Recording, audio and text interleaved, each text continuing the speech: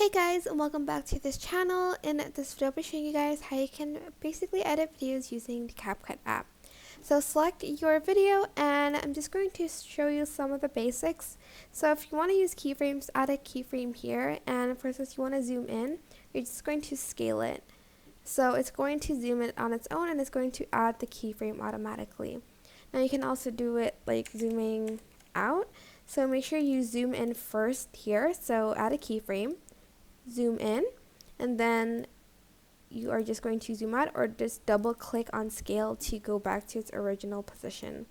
You can also do it with position and rotation. So for instance, you want to rotate your, let's say, video. I'm just going to scale it a little bit, and then here I'm going to rotate it 360 degrees.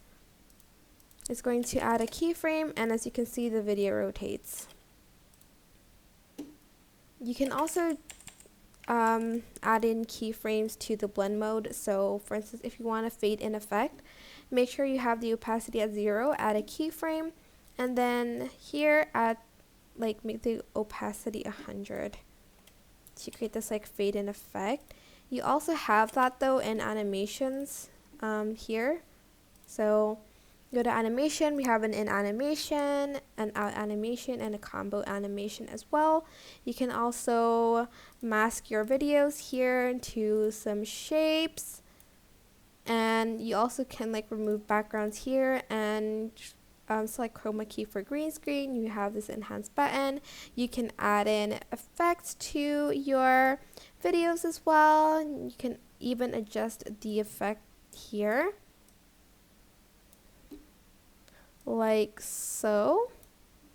And you also have filters if you want to add in a filter as well to it. You can add more than one filter, I think. Yeah, and that is basically some like ideas how you can edit your videos on CapCut.